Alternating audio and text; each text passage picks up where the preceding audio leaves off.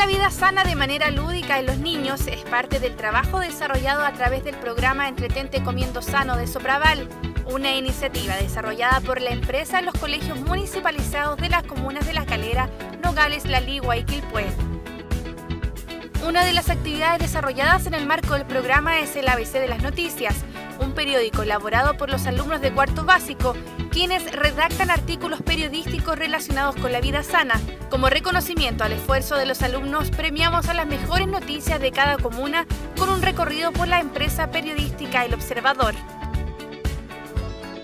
Bueno, siempre es un agrado recibir este tipo de visitas de niños que se interesan por el periodismo. Nosotros que ya llevamos un tiempo en esto, saber que hay gente más joven que está desarrollando esta labor, más aún en un proyecto tan interesante, periodismo escolar, con temas vinculados a la salud y al desarrollo de cada una de sus comunidades.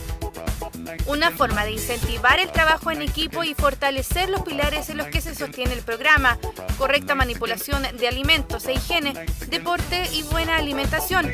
Una tarea que los alumnos desarrollaron proponiendo temas, reporteando, entrevistando y redactando sus noticias.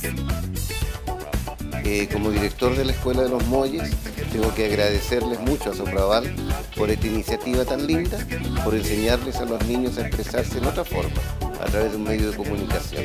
Los niños estaban muy contentos en el momento en que recibieron la noticia, los directores, el director, los profesores, muy contentos, agradecidos con Sopraval por esta oportunidad que le están dando a los niños.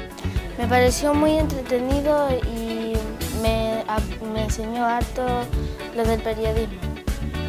Nos entusiasmamos harto en participar en la vida sana.